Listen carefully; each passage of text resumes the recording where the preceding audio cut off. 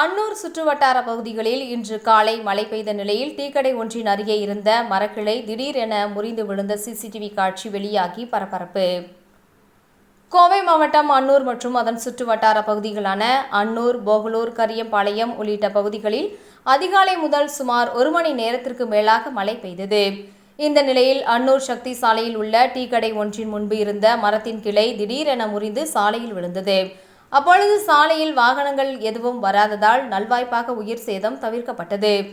தகவலின் பேரில் சம்பவ இடத்திற்கு வந்த உள்ளாட்சி நிர்வாக ஊழியர்கள் மரத்தின் கிளையை வெட்டி சாலையில் இருந்து அப்புறப்படுத்தினர். இந்த நிலையில் டீ கடையில் பொருத்தப்பட்டிருந்த சிசிடிவி கேமராவில் மரத்தின் கிளை முறிந்து திடீரென சாலையில் விழும் காட்சி பதிவாகி உள்ளது. இந்த சிசிடிவி காட்சி தற்போது சமூக வலைதளங்களில் வெளியாகி வைரலாகி வருகிறது.